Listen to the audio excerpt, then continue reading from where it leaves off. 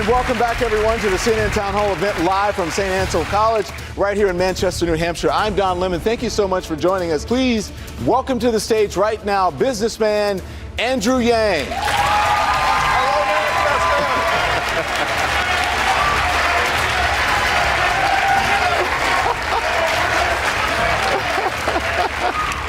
I knew you were going to bring it. How are you? Welcome. I'm doing great. Good to see you. Hello, New Hampshire. It's great to be back. Let's start. I want to talk to you about something that just happened just a couple hours ago. The president was acquitted by the U.S. Senate. You tweeted last June about the impeachment, and I'm going to get this right. You said, well, we fail, we rally the GOP base, and we play into Trump's hands. Do you think this acquittal made President Trump harder to beat in November? I think the ongoing polarization of our country is making Donald Trump harder to beat in November. The fact is, many Americans have regarded this impeachment process like a football game or a baseball game where you know what the score is going to be at the end. And that's the way it played out, unfortunately. I just want to congratulate Senator Mitt Romney for voting his conscience and character.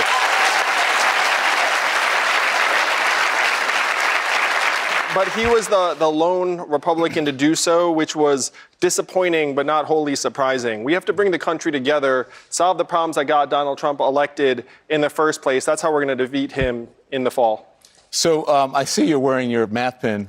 Yes. Right? Did you offer some help with math to the Democrats in Iowa this past week? Oh, my gosh. One reason I am pumped to be here in New Hampshire is you all are going to vote February 11th. And you know when we're going to find out the results? February 11th.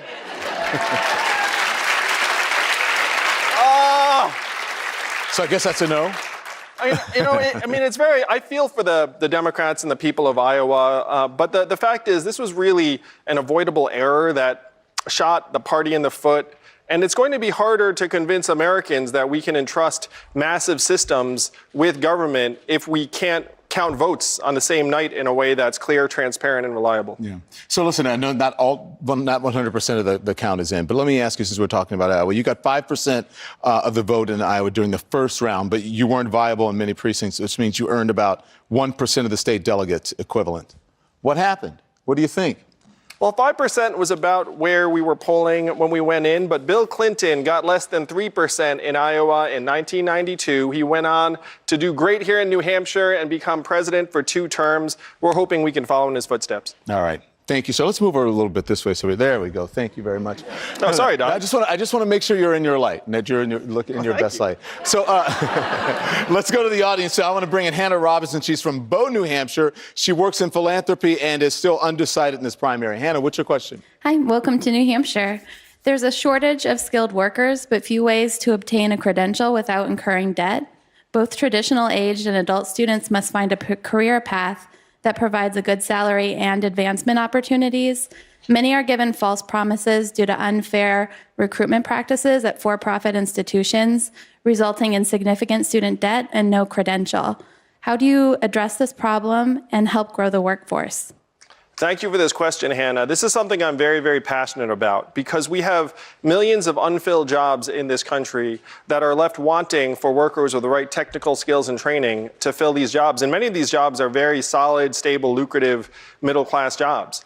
On the flip side, you have workers who are trying to gain access to those jobs, but they don't have access to the training from the get-go. One thing I would do as president is I would invest in technical, vocational, and apprenticeship training at the high school levels in New Hampshire and around the country. The fact is only 6% of American high school students are in technical or trade programs right now here in the US. In Germany, that's 59%. So think of that gulf and think about how many unfilled jobs would go filled if we had the right people with the right skills and all of the young people that right now are getting steered towards college that would be better served by heading into the trades and technical and apprenticeship programs. So this is a nationwide problem that we need to invest billions, tens of billions of dollars in on the federal level. And say to communities, if you want to build a vocational or trade or apprenticeship program, we will help you do so. Owen Culberson is here. He's right there to your left. He's a high school student who works part-time at a local grocery store. First-time voter. Says he's undecided. So I'm going to work on you. Owen, go ahead. You can only vote for a candidate who has answered a question personally. Thank you, Mr. Yang. So your policy of an American universal basic income, or Freedom Dividend, has come under criticism for those who claim it may undercut key federal assistance programs such as Social Security and Medicaid. How would you reassure voters who depend on these programs that their needs will be met? Will their needs be met?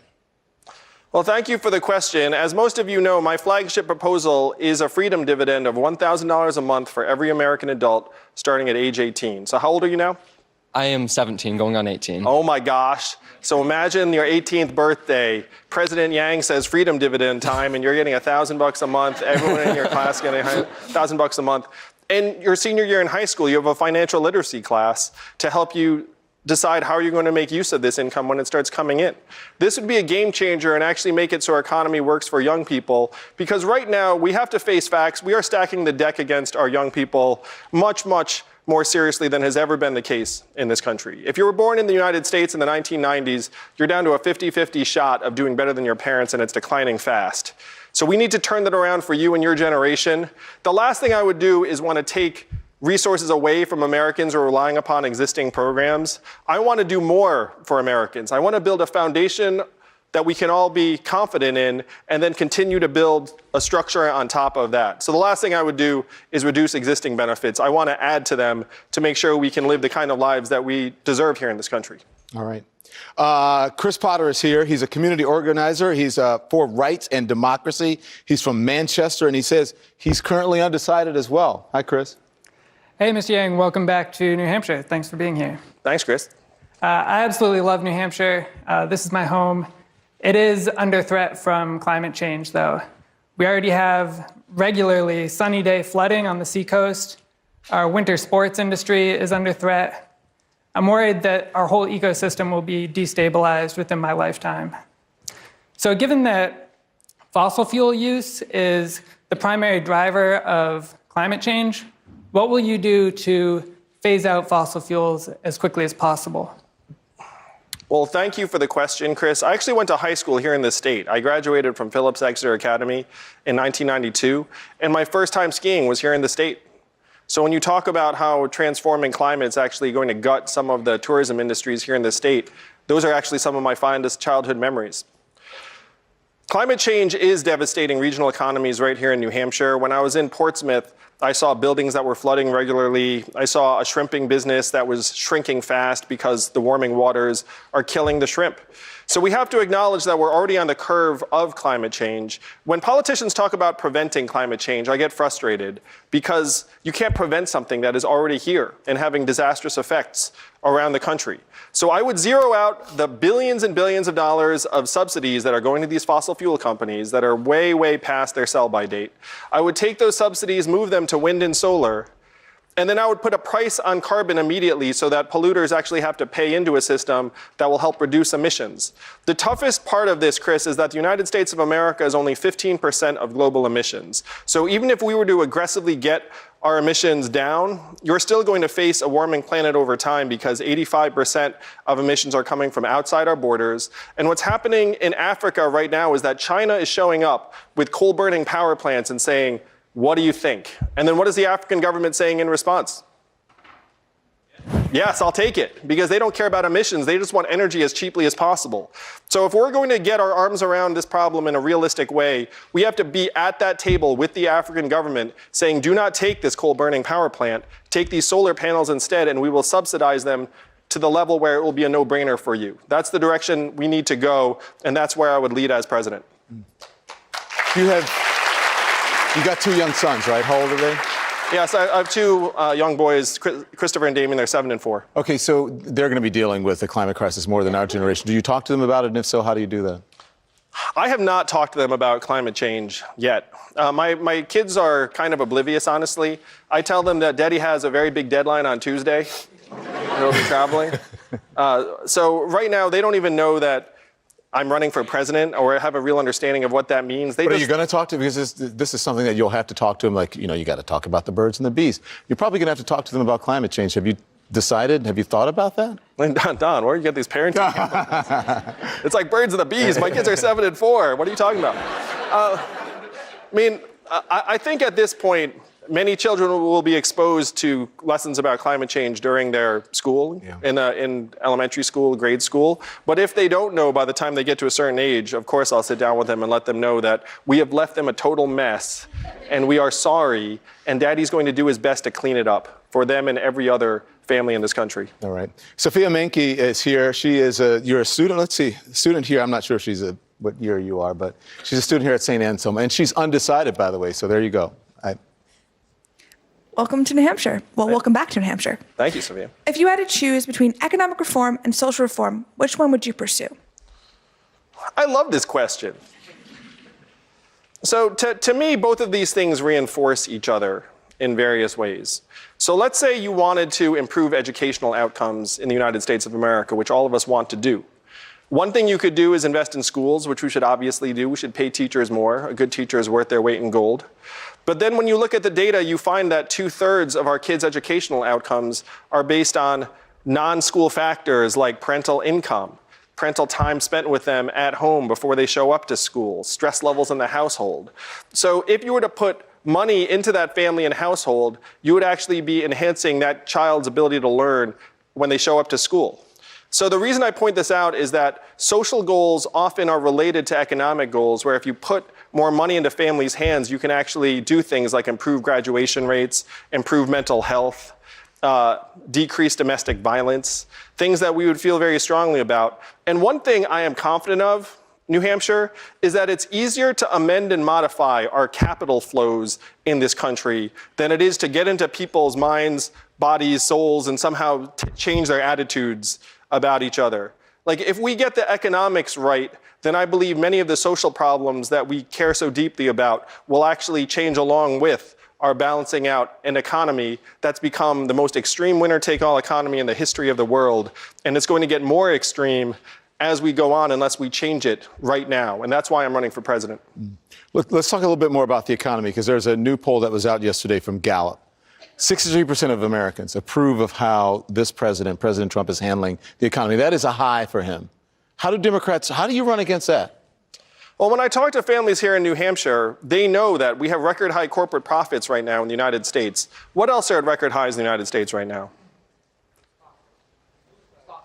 Suicides, stress, anxiety, mental illness, student loan debt for those of you who are in school here, medical bankruptcies, record lows in the United States right now, starting a business for a young person, getting married, having a child. The fact is 78% of Americans are living paycheck to paycheck, and almost half can't afford an unexpected $500 bill in the good times. The vast majority of the new jobs we're creating in this economy are temp, gig, or contract jobs that do not have meaningful benefits and often don't have a path forward. If you're a college graduate and you recently came out of school, there's a 40 to 44% chance you're going to do a job that does not require a college degree. And does the school come back and say, hey, we'll forgive your loans in that case? No, of course not. So this economy, again, is the most extreme winner-take-all economy in the history of the world. And many, many Americans do not feel like they're being included in the gains. And when you ask Americans what else are at record highs in this country, we all know that all of these terrible social ills are at record highs right now, because even as the companies do better, we do not feel those gains in our own families and our own communities. Deborah Konopka is here. She is a network operations technician from Amherst. She says she is supporting Senator Sanders. Deborah. Hello, Mr. Yang. Do you feel that you are the best equipped candidate to beat President Trump on the debate stage, and why? Thank you for this question. I'd love it so much, because the number one criteria that Democratic primary voters have for the nominee is what? Beat Donald Trump. That's right. And here's why I am the best person to beat Donald Trump in the general election. So I'm a numbers guy in New Hampshire, and people who are betting their hard-earned money on these head-to-head matchups have me as the heaviest betting favorite against Donald Trump in the general election. I'm the 3-2 favorite. Everyone else, including Bernie, is at best even money. So why is it that people think I'm the best, toughest matchup? Because 18% of college Republicans said they would choose me over Donald Trump in the general election. Because 10% of New Hampshire Trump voters in one poll said that they would choose me over Trump in the general election. You know who has already figured out that I'm his toughest matchup? Donald Trump. I am the only candidate in the field he has not tweeted a word about. And he has not tweeted a word about me for 2 reasons. Number 1, he knows I'm better at the internet than he is.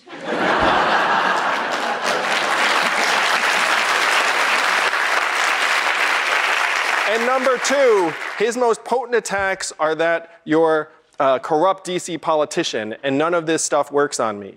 One of his advisors was quoted in a meeting that was caught on film saying the candidate they're most worried about is Andrew Yang. And as more Democrats realize that I am the candidate that's best situated to defeat Donald Trump soundly in the general election, the stronger this campaign will grow and the more likely I become the nominee. Thank you. All right. So let's talk about Mr. Yang, the only Democrat who's debated President Trump is Secretary Clinton, right? And she said that he stood behind her. She wrote that he stood behind her during a debate. And this is a quote, literally breathing down my neck. My skin crawled. She said that, right? I'm quoting. What do you do if he tries to intimidate you on stage? Well, I think I make an incredible foil for Donald Trump because I can make him seem ridiculous. Certainly, if he breathes down my neck, I would look around and I would just laugh at him, and my energy, I think, contrasts very, very nicely with him, where he's all bluster and braggadocio. I'm like Spock and ice to his fire. But the main reason why Trump voters are coming my way is that I'm laser focused on solving the problems that got him into the White House to begin with. The fact that many Americans feel left behind, the fact that we blasted away 4 million manufacturing jobs in the swing states that Trump needed to win, and that we need to actually rewrite the rules of this economy so that everyone feels included. Because the fact is, technology is getting stronger, faster, more capable all the time, and we are not. Aside from the young people in this room, most of the adults feel fortunate just to not get dumber on any given day. If we can find our keys, that was a good day. But the technology is ramping up faster and faster. It has already eliminated 4 million manufacturing jobs in the Midwest and is in the process of transforming economies right here in New Hampshire and around the country. As Amazon alone closes 30% of your stores and malls, retail clerks, the most common job in the economy, and 30% of those jobs are disappearing as we speak. You want to stick around for a little bit? Of course. All right. Well, we're going to be right back with more from presidential candidate Andrew Yang right after this.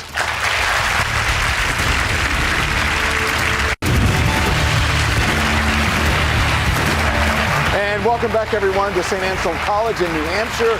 We're here with Democratic presidential candidate Andrew Yang for a live town hall. So back to the questions, of which I get the first one.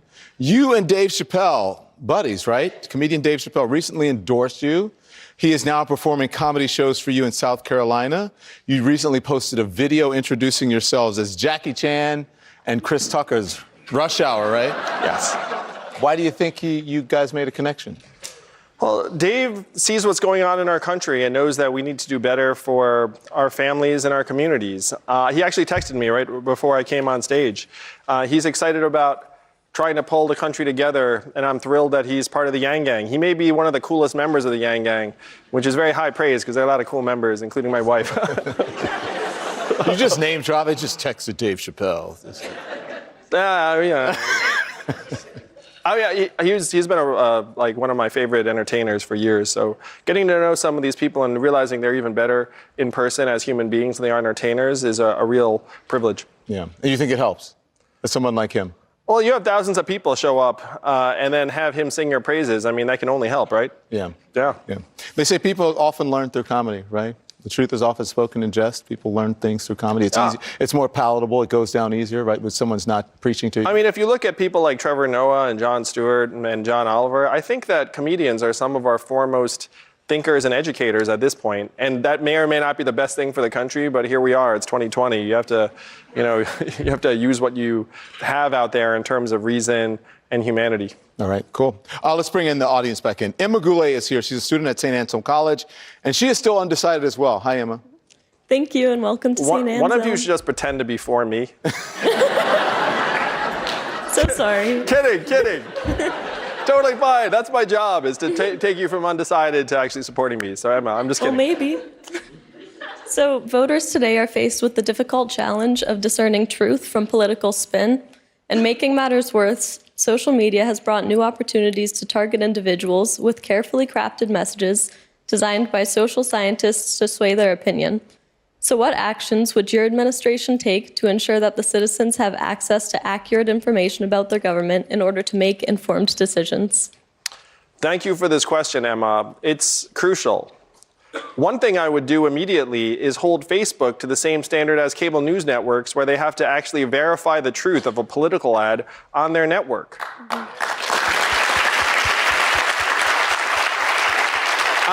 And to me, it's unfathomable that they don't realize that they are the largest disseminator of information to the American people, and they have many times the resources of any other media organization. The fact that they don't take responsibility for the truth of political ads on their network is beyond me. That would be a very, very big step forward. Another thing I would invest in right now, and this is really important for rural communities and places in New Hampshire, is we need to rebuild local journalism in this country. Because right now, almost 2,000 local papers have gone out of business over the last number of years because all of their advertising revenue went up to the cloud, and you can't run a newspaper on that. 200 counties in this country don't have any local news source at all. It's very, very hard to have a functioning democracy if you don't have any local news. So we have to rebuild local news, and it turns out Americans actually trust local news more than they trust the big national media organizations. No offense, Don. No offense, CNN. But that's, that's just the numbers. Yeah, but I want to know how you're going to do that, especially when it comes to social media. We have a very robust First Amendment, and often the companies will say we believe in First Amendment. People on our platform should be able to say whatever they want, and they, for lack of a better term, hide behind the First Amendment, or they use the First Amendment as a defense to allow people to be able to say whatever they want on their platform. To me, it's such a cop-out, Don. And CNN, which is a network with much lower levels of resource than Facebook, has taken the responsibility and said you can't have a false political ad on our network. So Facebook can solve this problem, and I'm just going to tell it like it is. Do we think that they would be taking this stance if they would make more money by actually double-checking the truth of these ads as opposed to right now just accepting them? I mean, right now they're saying can't do it, in part because it serves their financial interest to take these ads. You know, if they were going to make more money by actually vetting these ads, they would say, yeah, we can do it tomorrow.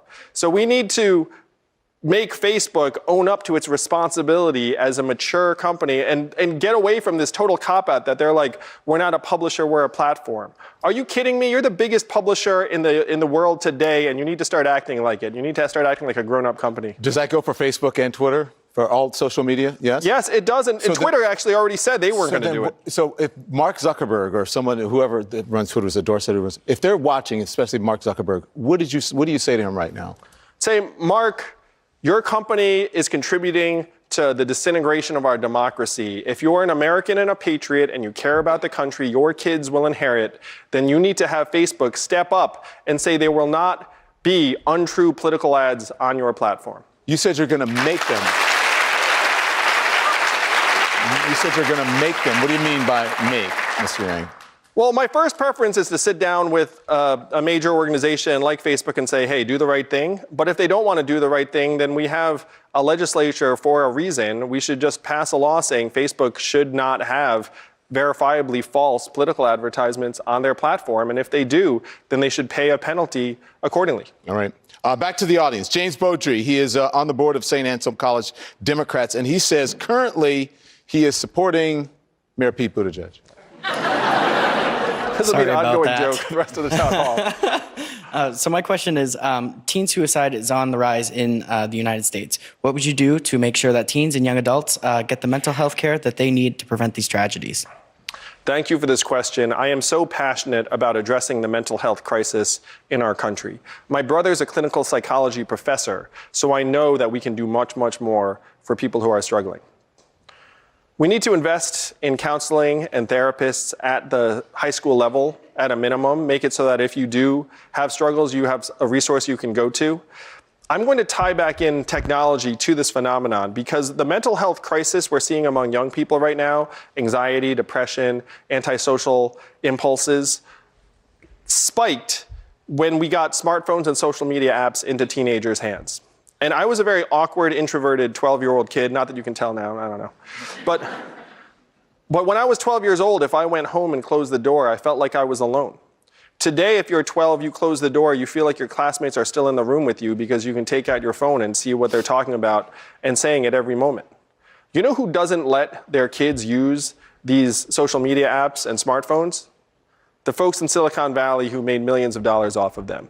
If you ever want to go to a screen-free environment, go to Silicon Valley. You will find there are no screens in sight for kids below a certain age. So if we want to address the mental health crisis in our young people, we need to get therapists in place and counselors. We need to destigmatize these struggles at the highest level. I would have a psychologist in the White House. I thought that was a good idea even before the current administration. But it just sends a very clear message that we all struggle and that will encourage people to step forward. We also do need to get into the guts of these social media apps and let these companies know that the mental health of our kids are more important than their profits. Yeah. Listen, another issue that affecting mental health for many Americans, substance abuse. You not only want to legalize marijuana, but you also want to decriminalize small amounts of opioids like heroin and fentanyl. I mean, even Senator Bernie Sanders has made it clear, and I quote here, he says, marijuana is not the same as heroin. What do you say to voters who think that this is a bridge too far? Well, it was a high school student who told me that his classmates have fentanyl patches on their shoulders and they're already addicted. They'll never seek help because it's an illegal substance. So he said, what are we going to do for them? And the fact is, this epidemic, this opiate plague that has been tearing apart your communities here in New Hampshire for years, is a plague that our government facilitated, essentially. Purdue Pharma dispensed millions of OxyContin prescriptions, marketing as a non-addictive wonder drug, to the point where there were more opiate prescriptions in the state of Ohio than there were human beings in the state of Ohio at one point. And our government signed off on that and said that's okay. And we're still struggling with the impact to this day. So the question is, how are you going to help your people actually get better and stronger and get off of these drugs? First, you have to get back all the blood money from Purdue Pharma and the other drug companies, take all the billions of dollars away and say this is going to be a down payment on treatment for our people to help them get stronger and better. But the second thing you have to do is you have to say to our people, look, this is not an individual failing. This is a plague that our government essentially helped happen. It's a plague of hyper-capitalism run amok. And if we catch you struggling with drugs, we are going to refer you to counseling and treatment and not to a prison cell. This is what other countries have done. It has reduced substance abuse rates and overdose rates. And this is what we should do in the United States of America. I think Bernie's wrong on this. So here's when people hear decriminalize, I would think that they think legalize. That's not what you mean. There's a difference between decriminalizing and legalizing a substance. You don't want to legalize heroin. You don't want to legalize fentanyl, right? So explain the difference. What do you mean? What you do is you say to your police departments, essentially, we should stop prosecuting this crime if someone's an addict and has drugs below a certain level. If they're a dealer, if they're profiting, they go straight to jail. But if they're struggling with addiction, they should not be heading to jail. They should be heading to counseling and treatment. And we should have safe injection sites so that if someone actually is trying to recover, they have someplace they can go. It was here in New Hampshire where an EMT told me that he saved someone from overdosing 1 week, and then what's he doing the following week? Saving the same person in the same place over and over again. And then one time he gets there and it's too late and that person's dead. And it was literally the 4th or 5th time that he had to save that individual in that apartment. And he said to me in an impassioned way, we need someplace for that person to go after I save them so I don't have to try and save them again the following week. But you know it doesn't just affect that individual. It affects the entire family. So what do you do for families who are suffering from addiction? Not just them personally, but maybe it's a family member who's doing it. And that's exactly right, Don, because these are not isolated problems. They're destroying families, they're destroying communities. There's nothing we can do to give people their children, their loved ones back, but we can give them a real path forward where if your loved one is struggling with addiction, imagine a world where you could refer them to treatment and there was not a fear that they were going to get thrown in jail, that there was an actual place they could go physically that has treatment resources available to them, that they don't have to come home or go home alone where you're worried about them. What are they going to do when they're alone? You can say, look, don't be alone. Go to this place where someone will actually look after you and make sure that you don't overdose. But if I can just follow quickly, because what I'm trying to get at is, if you want to take the stigma away, you have to involve the family, because many times in the family's embarrassed by it. Yeah. Or they even think that there's a stigma to it. So I'm asking you, what do you do for the family of an individual to try to help with that? Don, when I talk to family members of people who've been struggling with opiate addiction, their first and foremost concern is not the stigma. Their first and foremost concern is whether their loved one's actually going to get well, get treatment, and not overdose. So if your relative, your brother, your son is struggling, you would be thrilled just to have some place to go with them. You're more concerned about their life and safety than you are what the neighbors might think. Thank you for answering that. Jane Vance is standing right there. She's a retired teacher from New London, New Hampshire, and she says she is undecided. Jane? Hi. This will be an ongoing fun thing. Hey, Jane. Gun violence has reached epidemic proportions. Each time another horrific shooting occurs, politicians offer their prayers and thoughts, but do absolutely nothing concrete to stop another tragic shooting from occurring. If Republicans retain control of the Senate, how do you plan on getting common sense gun legislation passed? Well, thank you for all you've done for our children over the years, Jane. I've got two kids, one in public school, the other one is autistic and in a special needs school, so appreciate everything you've done. Thank you. My younger son's school had active shooter drills a number of weeks ago, and he's 4 years old. And I looked at the studies I could find and tried to find studies that said that active shooter drills make our kids safer, and I could not find any evidence that they do. I then tried to find evidence that the shooter drills make our kids anxious, concerned, stressed out, and confused, and I found a whole stack. So we should be making these active shooter drills optional for families and communities and not requiring them at the government level. If the parents want them, great, but if parents don't want to send our kids the message that they have to be in fear of their classmates and that their life could be in danger at any moment, then I think that should be the parents and the community's choice. That said, how do we actually get the common sense gun safety laws that the vast majority of Americans agree on passed? And right now the problem is that the NRA has a stranglehold on a certain number of legislators who feel like their seat will be in jeopardy if they decide to go against that lobby. And this is not just the NRA, unfortunately. This is the drug companies, this is the tech companies, this is the fossil fuel companies. So if we're going to pass common sense gun safety laws in this country, we need to actually break the lobbyist stranglehold in our government. And my proposal to do that is to put 100 democracy dollars in the hands of every American around the country that you can give to any candidate or campaign you want each year, use it or lose it. If we were to do this, we would wash out the lobbyist cash that has overrun our government by a factor of 4 to 1. And then legislators would actually feel free to vote their conscience and what their constituents want. I believe that would help us pass common sense gun safety laws in this country. I also think there's a lot we can do even as we're trying to get those laws passed, because there's a whole string of causes that contribute to gun violence in our communities. We have to face facts that 98% of the shooters we're talking about in the school environments are boys. We have a real boy to men problem in this country. And as the father of an autistic son, I know if you have the wrong boy in the wrong school, very bad things can happen, generally just to that boy and his family, but sometimes something that's external in the community. And too many of our schools don't have appropriate resources for kids who are neurologically atypical or struggling and they get pushed to the side, particularly boys who are in this position. Right now, the United States Congress funds 15% of special needs education resources for our kids.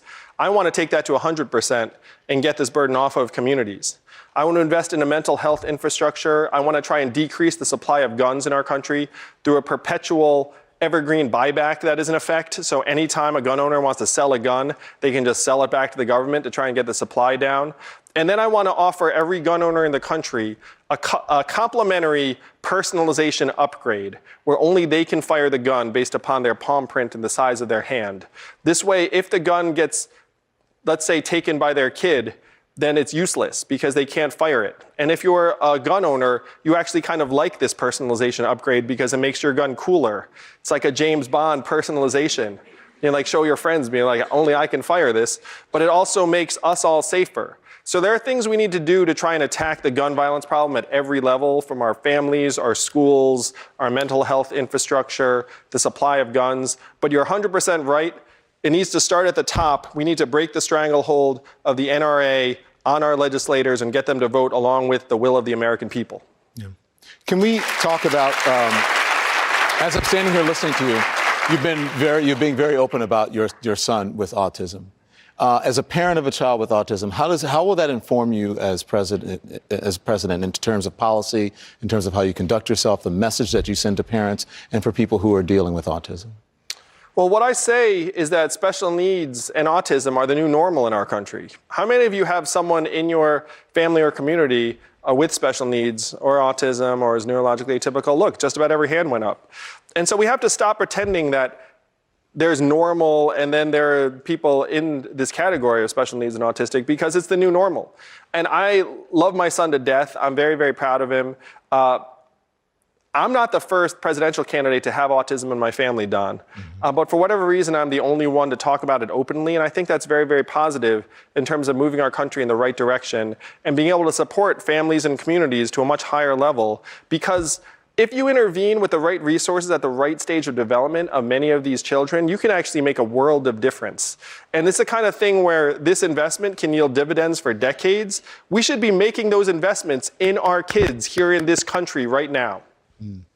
Thank you for your candor on that. I think you're going to help a lot of people. Thank you for that. But you're not going anywhere. We're going to be right back. We're going to take a quick break. More with Andrew Yang right after this.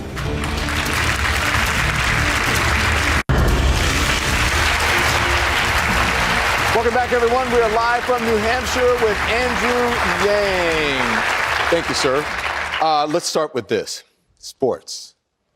You've gotten a lot of heat on your sports predictions online because you didn't have a great track record. However, you were right with the Chiefs winning the Super Bowl. Do you feel vindicated now? Yes, I do.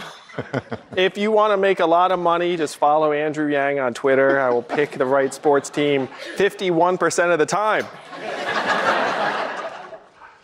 That's it? You feel vindicated? That's about it. That's Were you worried? I was worried because I thought, they came back, but I was worried about the Chiefs in the beginning. But they're the comeback team like my team, LSU. You know what's great, Don, is I've gotten my bad sports picks out of the way, so now I don't feel much pressure.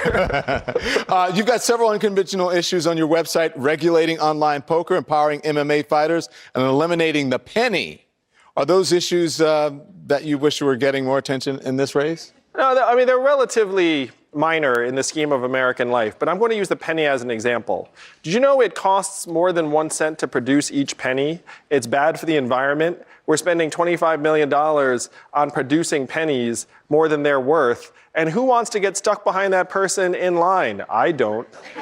So getting rid of the pennies would actually help speed up our economy and save our environment. So how do you say cents? Like, if you have like 16 cents, what do you I don't know. I know. Other countries have done the same thing, and just things get priced in fives and zeros. It'd be like 15 cents, 20 cents. All right. Back to the audience now. James Fursick is here. He's a student at the University of New Hampshire. He says he is leaning towards Senator Bernie Sanders. James? This is funny. You got a nice running joke here.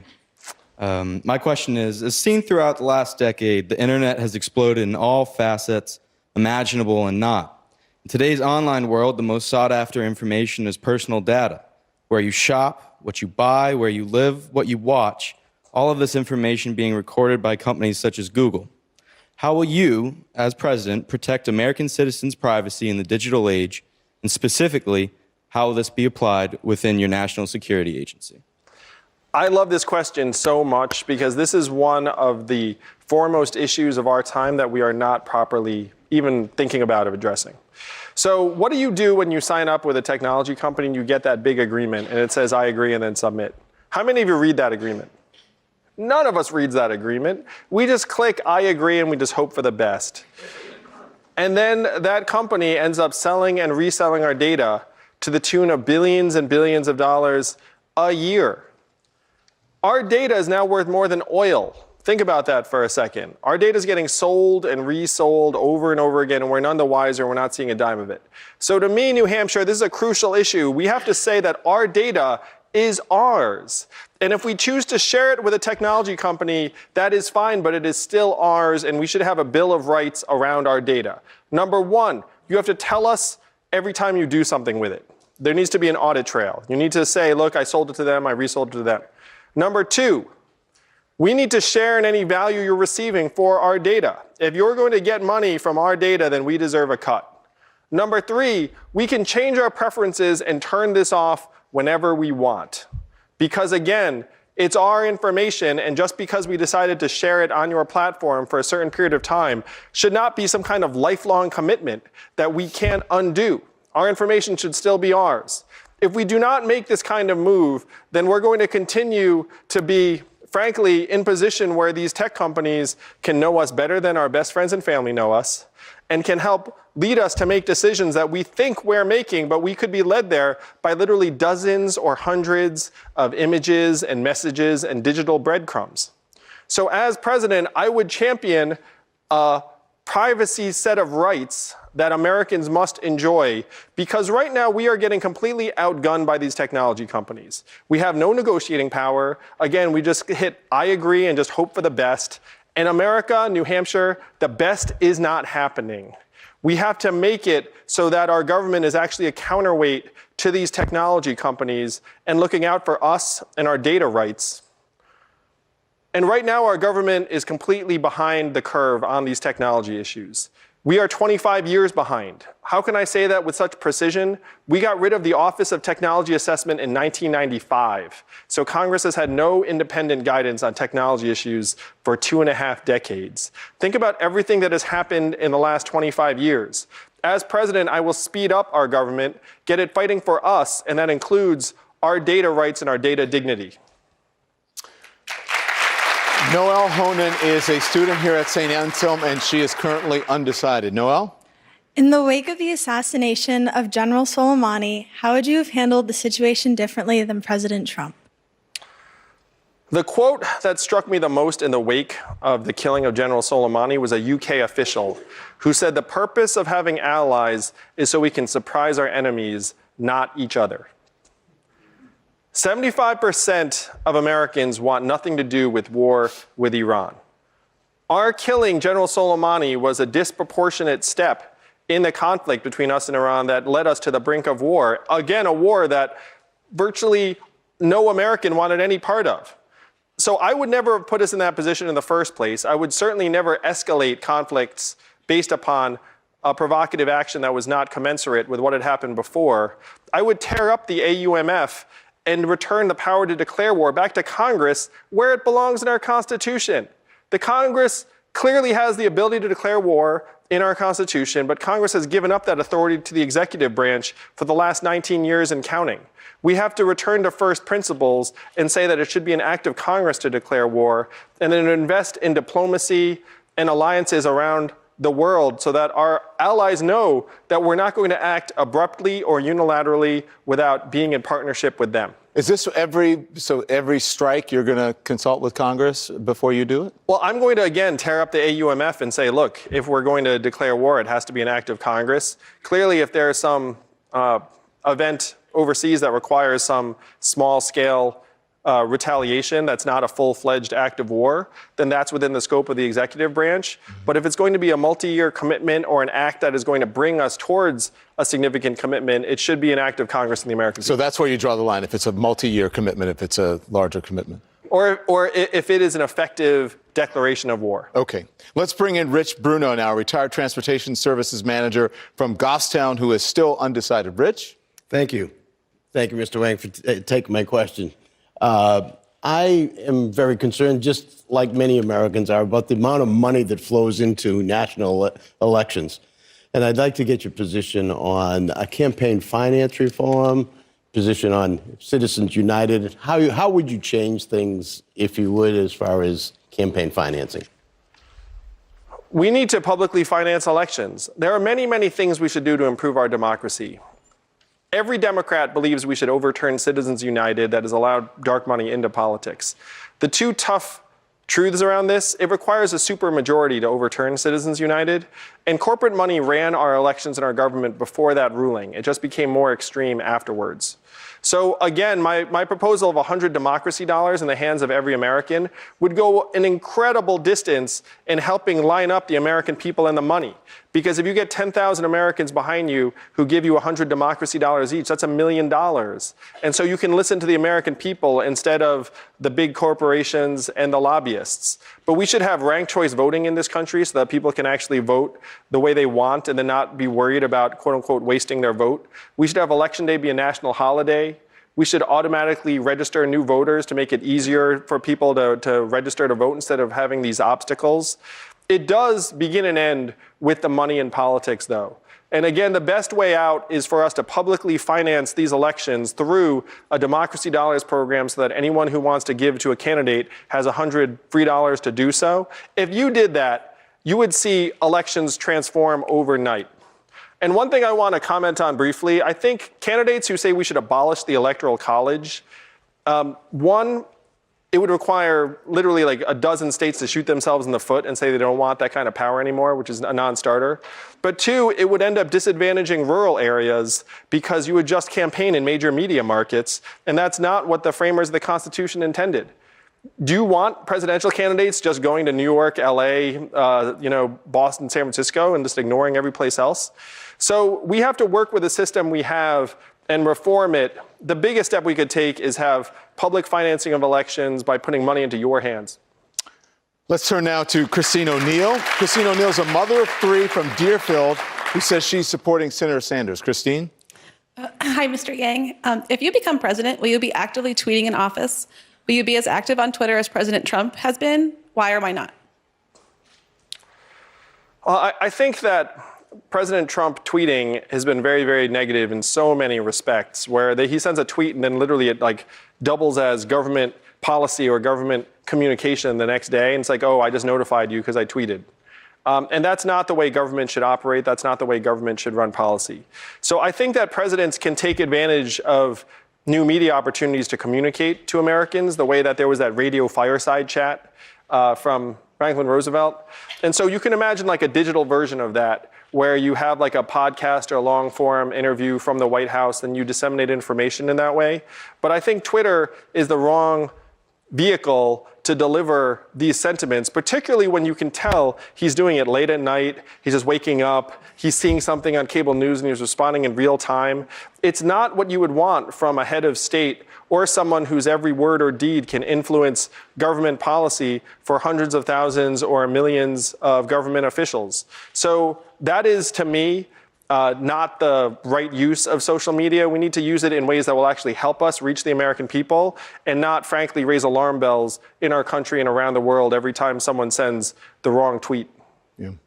So I don't have to worry about you live tweeting me during my show, like, that happens sometimes. Thank you, Mr. Yang. Thank you. I appreciate it. We appreciate it. Coming up next, presidential candidate Tom Steyer joins my colleague Dana Bash on this stage. We will be right back. The money in our hands. Put the money in our hands. Put the money in our hands. Can we afford it? Yes. Will it cause inflation? No. Is it awesome? Yes. Is anyone trying to make it happen? Yeah, that.